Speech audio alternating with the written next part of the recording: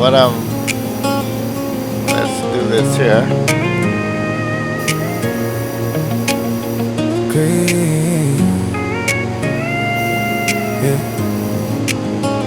So with the Deming aircraft, Garmin takes east, EWM coming up 90 miles at least. The Florida mountains fading off the left wing. just a moment, checking There's a out floor some things, stretching and I'll out a fill you single in. soul thing. The V94 highway painted in the sky. Every fix along the route, another reason why I built this cockpit, chased this aviation dream. Flying over home where the cattle used to graze unseen.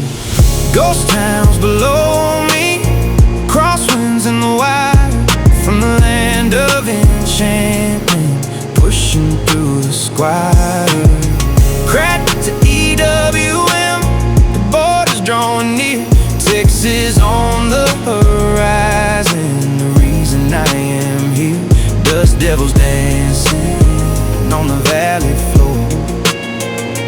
This is what I built this rig for. Ooh.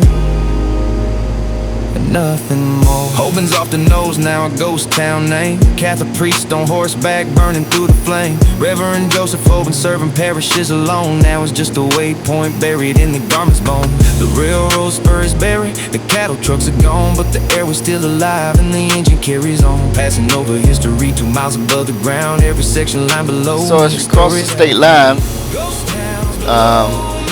we're entering the Trans-Pecos region. Now, this was Texas's last frontier. It was lawless,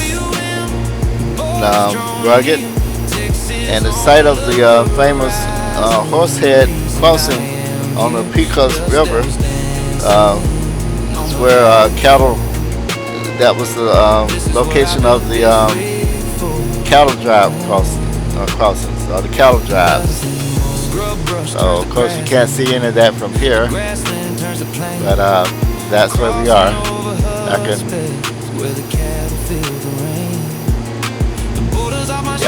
I've driven this route a few times, and I never knew the history of it. EWM is coming up the first stop in the Lone Star State. 30 minutes from the border, and I feel the change in fate.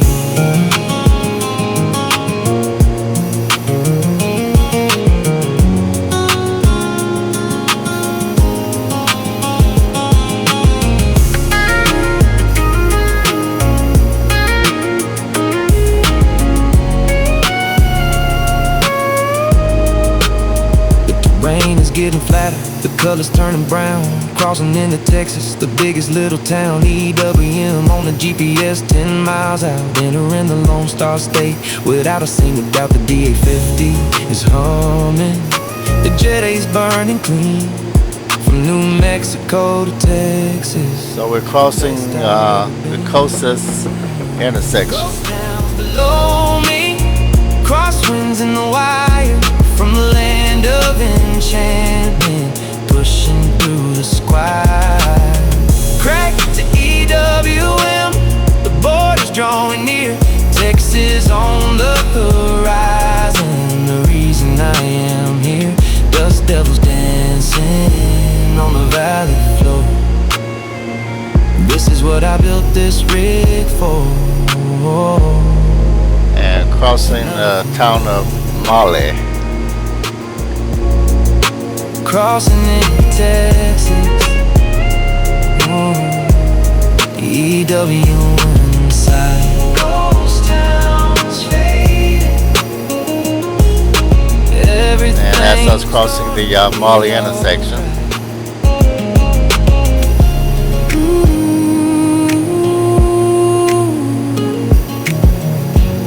So what I'm getting ready to do now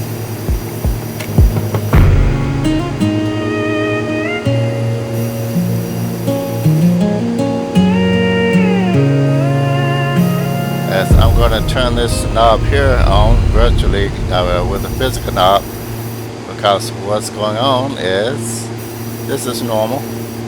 Notice the fuel off balance. So that's normal for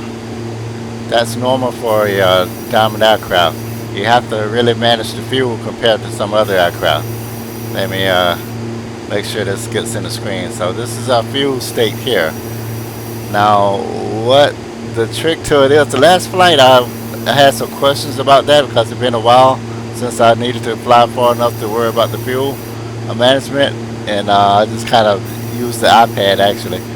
So here I just wanted to get it right. So what I'm doing is turning a knob here, the fuel transfer knob, and you'll notice up here it'll show that the fuel is being transferred.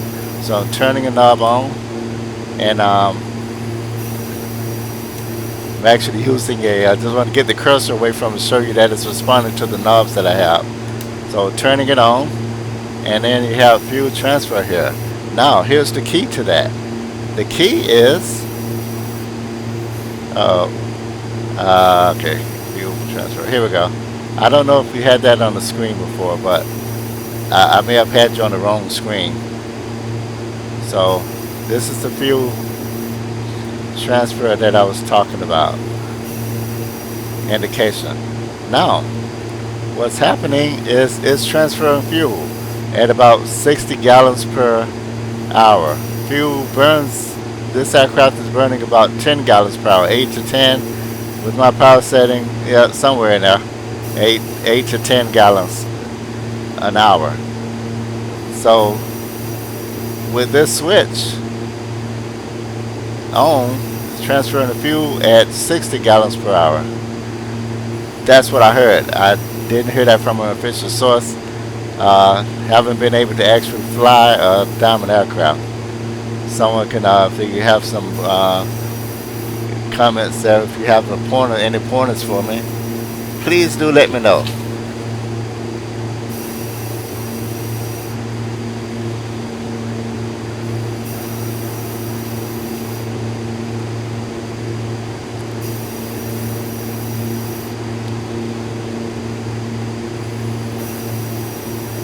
So it's drawing fuel. So the engine draws fuel out of the right tank.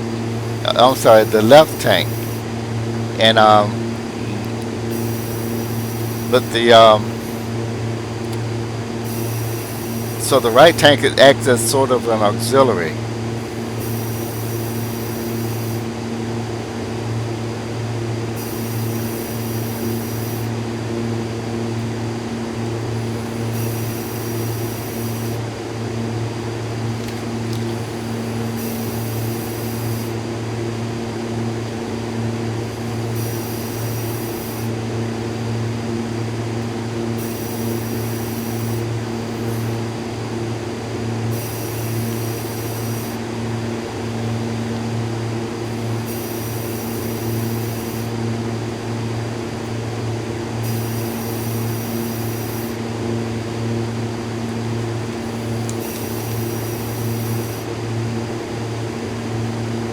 Okay, we just crossed the Wicker intersection.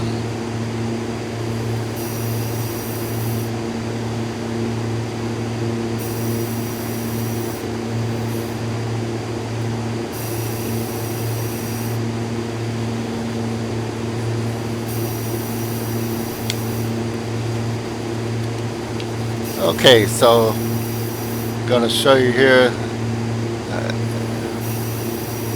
what the fuel is doing now. Zooming in, zooming in. You see now the fuel is pretty even. So, yep, so I don't want to drain the right tank dry. So I'm going to go ahead and go over here. The fuel is balanced now, and I'm going to use my physical knob that I installed on the sim. It was meant for turning the settings, changing the settings on the washer. So turning it off, and that indicator light for the fuel transfer is off. So now I just continue to keep an eye on it.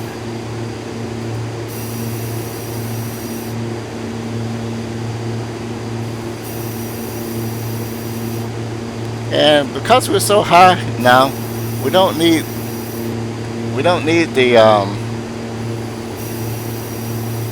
the landing light. So I'm going to go ahead and use my physical switch here and turn off the landing light.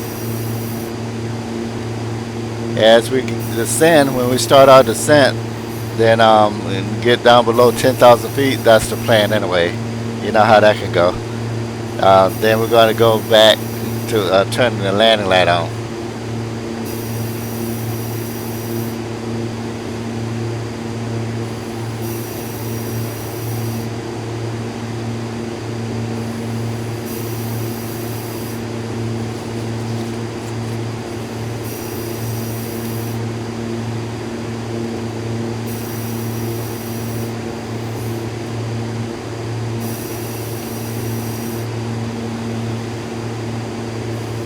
Okay, we're crossing the Waytex intersection for the pilot enthusiasts. Okay, that's quite a sight there. Right view. Got a pretty good view on the right.